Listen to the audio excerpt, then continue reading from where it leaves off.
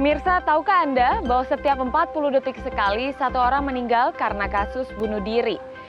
Catatan ini berdasarkan data dari World Health Organization atau WHO. Dan penyebab kedua dalam kasus bunuh diri tersebut adalah karena depresi dan sisanya karena gangguan mental lainnya. Dalam episode Start kali ini, saya akan mengajak Anda untuk mengulas bagaimana sebuah startup bisa mengatasi dan juga mengajak masyarakat untuk sadar pentingnya kesehatan mental.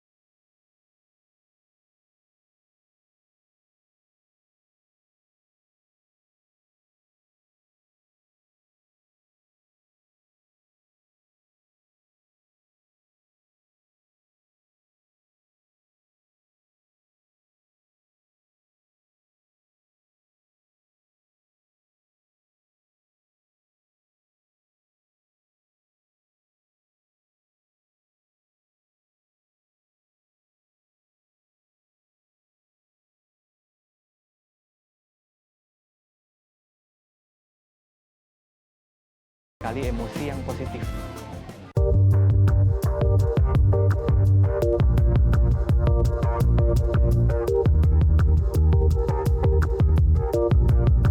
Meditasi memberi banyak manfaat bagi kesehatan mental. Selain dapat membantu mengelola stres dan emosi, meditasi juga mampu membantu kita membentuk pola pikir yang positif dan optimis, meningkatkan kreativitas, daya ingat, serta fokus pada tujuan hidup. Tidak hanya itu, meditasi ternyata juga berdampak positif loh terhadap kesehatan fisik, diantaranya karena meditasi mampu menjaga kesehatan jantung, menstabilkan tekanan darah, meningkatkan sistem kekebalan tubuh, mengurangi nyeri hingga mengontrol nafsu makan. Sebenarnya pilih durasi yang bisa menunjang kejernihan pikiran kita. Jadi kalau dipaksa-paksain lama tapi kita malah stres gitu kan, malah akhirnya meditasi menjadi sesuatu yang tidak nyaman dan kita tidak mau melakukan lagi, ini justru malah jadi kontraproduktif gitu. Nah, maka dari itu pilihlah durasi yang pendek-pendek dulu, sekitar 5 menit, 10 menit. Nah, lama-lama jika kita latih tiap hari jadi rutinitas, misalnya kita bisa duduk meditasi hingga 30 sampai 45 menit sehari. Sebenarnya setiap saat kita bisa bermeditasi. Ya, tapi kalau kita memang mau membangun kebiasaan, lebih baik kita meditasi di pagi hari setelah bangun tidur, sebelum pikiran kita dipenuhi apapun, ketika kita masih segar nih, kita bisa bermeditasi.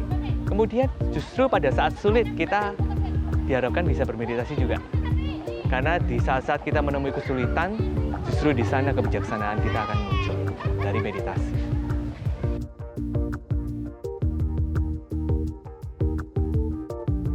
Udah lumayan lama sih.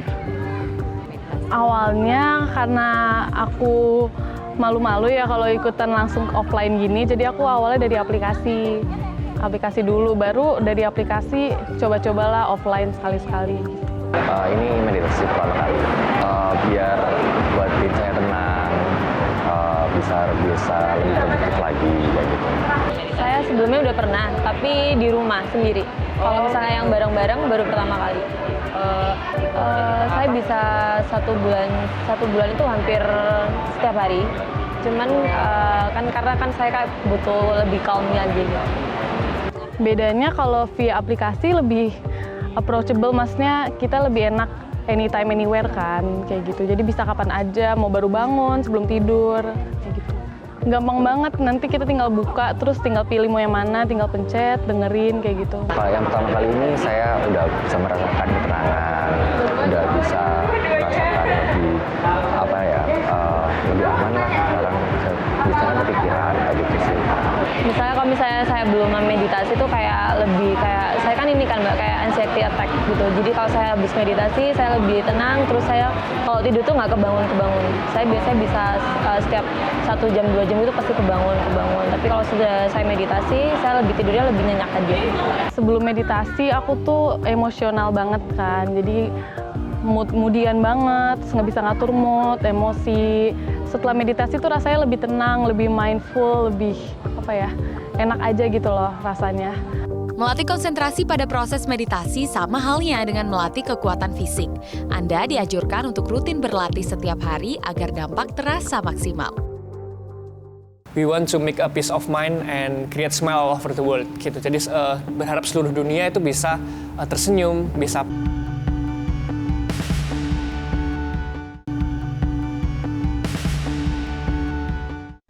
Pemirsa, setelah kemarin saya ikut meditasi, saya sadar sih betapa pentingnya kita menjaga kesehatan mental. Kali ini saya sedang ada di Surabaya, saya ingin menemui sekelompok anak muda yang punya misi untuk meningkatkan kesadaran mental bagi kaum muda juga. Yuk ikut saya.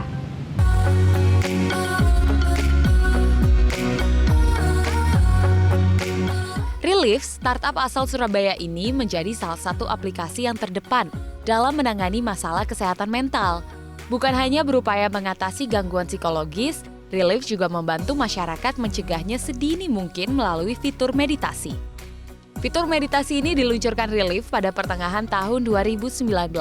Strategi Relief mengeluarkan fitur terbarunya membuat aplikasi ini menjadi sorotan hingga akhirnya mendapat penghargaan sebagai Best Unique App 2019 dari Google Play.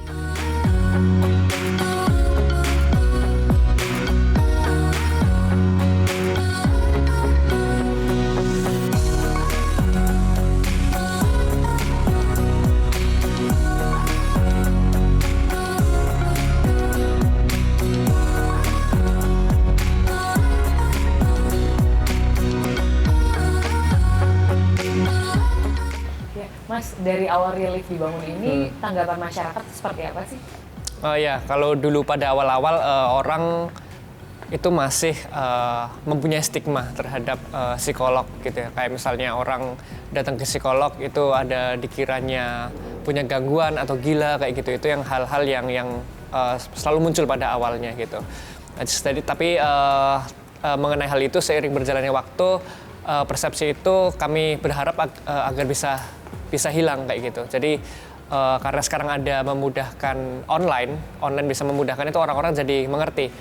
Oh ternyata datang ke psikolog itu bukan hal yang tabu kayak gitu. Terus orang semakin bisa mengakses Relief, itu orang jadi bisa berinteraksi dengan psikolog. Jadi mayoritas di user Relief itu, dari seluruh user Relief, 89% dari mereka itu pertama kalinya berinteraksi dengan psikolog. Jadi di sini tuh Relief bener-bener bisa membantu pintu awal, membuka gerbang untuk orang bisa berinteraksi dengan psikolog.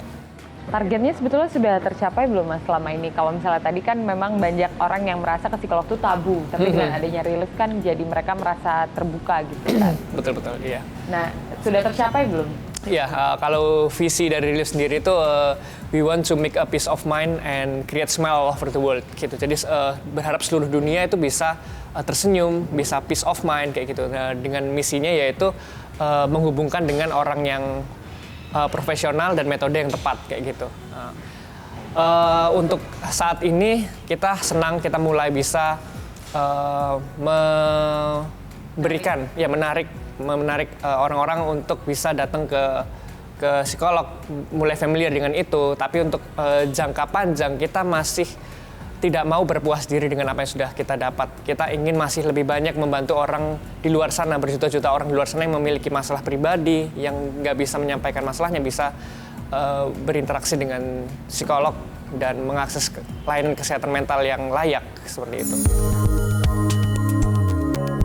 Relief mengklaim selama 4 tahun berjalan sudah ada lebih dari 200.000 user yang menggunakan aplikasi mereka. Untuk menggunakan fitur di aplikasi ini, user hanya perlu mendaftarkan diri menggunakan akun Google atau Facebook. Kemudian, user bisa memilih tema meditasi sesuai dengan kondisi mental saat ini. Sementara untuk fitur konseling, user bisa memilih paket berlangganan sesuai dengan kebutuhan. Setelah berlangganan, user bisa membuat janji kapan waktu yang tepat untuk konseling dengan psikolog. Nah, kalau misalnya jangkauan dari relief itu sendiri seluas apa sih, Mas? Apakah memang seluruh Indonesia bisa diakomodir? Iya, jadi lumayan unik juga perihal ini. Jadi majority orang-orang ini di kota besar, Surabaya, Jakarta, Medan, Bandung, seperti itu, kota-kota seperti itu. Tapi kita juga kadang kaget ada beberapa user dari luar negeri, dan itu para imigran, pelajar gitu. Kayak mereka jauh di luar negeri, mereka sekolah, terus mereka punya masalah pribadi, dia mau datang ke psikolog. Di situ mungkin ada perbedaan culture, mereka enggan ke sana gitu. Akhirnya mereka ketika mereka search secara online, mereka bisa terkoneksi dengan relief. Nah, dari situ mereka walaupun dari luar negeri, mereka bisa terhubung dengan psikolog gitu. Dan psikolog yang di Indonesia kan lebih dekat secara culture, secara background, memahami bagaimana kehidupan orang-orang di Indonesia, dan di sini mereka juga bisa mengakses relief gitu. Oke. Nah, kalau misalnya dari segi aplikasi juga ataupun website itu kan ini berarti ada sebuah model bisnis gitu di dalamnya. Nah, itu skemanya seperti apa sih, Mas? Betul, ya. Sebagai startup kita juga harus memiliki suatu bisnis model gitu. Jadi bisnis model kita secara umum B2C, kita berharap orang-orang di luar sana bisa mengakses relief, kemudian memilih paket-paketnya di situ. Kemudian ada secara subscribe berlangganan paket-paket meditasi seperti itu. Dari situ mereka bisa membeli paket di situ, dan juga kita melakukan revenue sharing dengan para psikolog. Jadi setiap ada sesi konseling, kita membagi kepada para mitra-mitra psikolog kami. Jadi di sini itu salah satu bisnis model kami, dan kita juga menyediakan layanan psikologi ke institusi atau kampus gitu. Jadi misalnya ada karyawan yang membutuhkan pendampingan layanan konseling secara online ataupun meditasi event di kantornya gitu. Kita juga menyediakan layanan seperti itu, dan juga kampus-kampus. Jadi bukan mereka yang membayar secara langsung, tapi institusi juga bisa institusi yang akan membelikan itu buat para karyawannya atau para mahasiswa-mahasiswanya kayak gitu. Jadi selain B2C, kita juga ada B2B-nya juga. Jadi berharap kita teman-teman di luar sana, institusi yang ingin membantu orang-orang di dalam institusi untuk mengakses layanan kesehatan mental, kita sangat ingin sekali bekerja sama dengan semuanya gitu. Upaya menjemput bola yang dilakukan Relief terhadap institusi kampus dan sejumlah perusahaan memperlihatkan bahwa kebutuhan pendampingan layanan konseling sudah bukan lagi sesuatu yang tabu. Justru hal ini menjadi sarana positif agar masyarakat mampu menjaga kesehatan mental dan menjadi manusia yang lebih bahagia.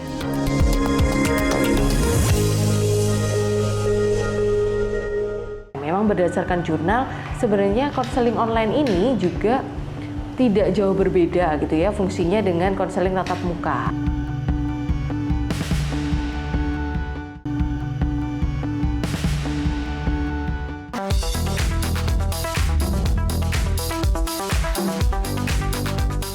Organisasi Kesehatan Dunia atau WHO menyebut generasi muda dengan rentang usia 14 hingga 19 tahun adalah mereka yang paling mudah stres.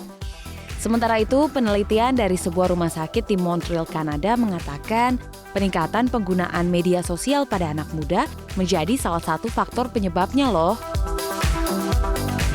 Secara umum, semakin banyaknya pasien dengan gangguan mental di dunia disebabkan oleh pesatnya pertumbuhan hidup manusia, meningkatnya beban hidup, dan terutama yang dialami oleh masyarakat urban. Namun sayangnya kesadaran untuk mencari bantuan psikolog belum cukup tinggi.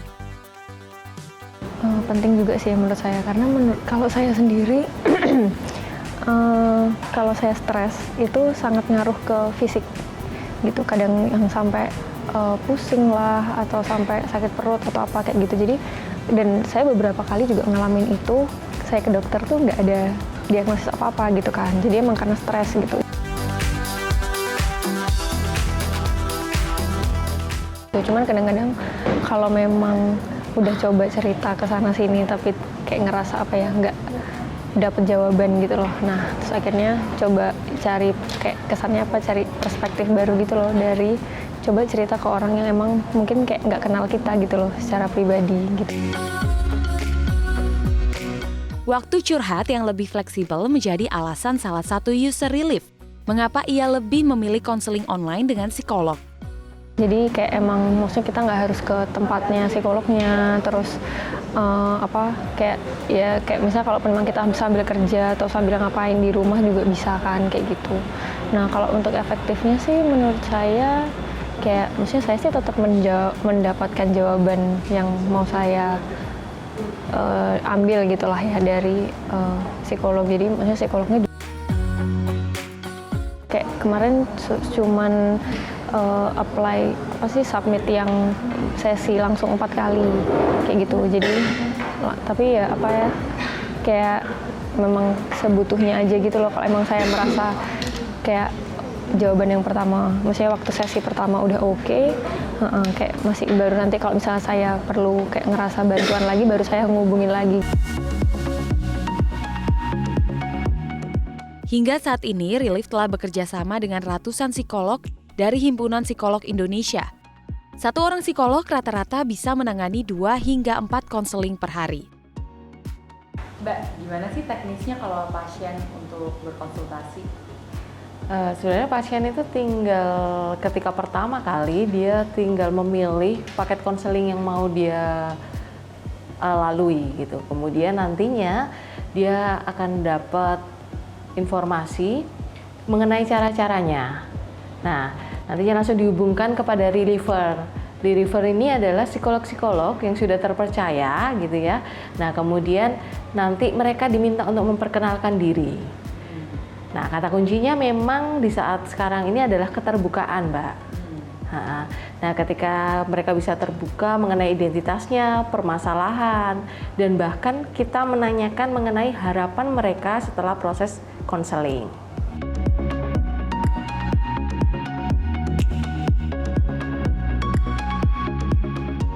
Biasanya masalah yang dikonsultasikan itu apa aja?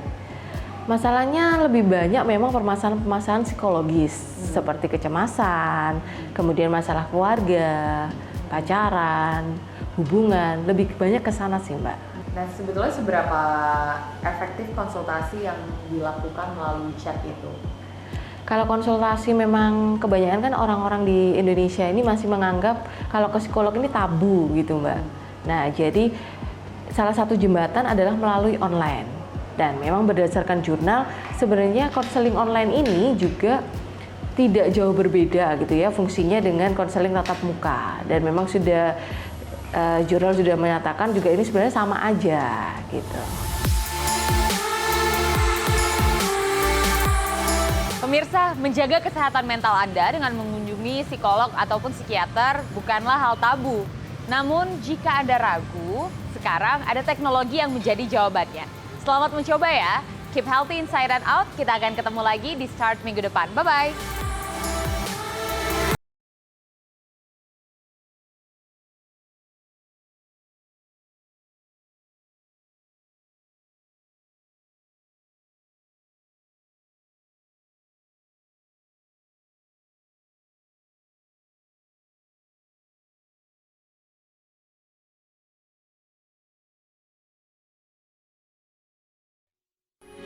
Metro TV, knowledge to elevate.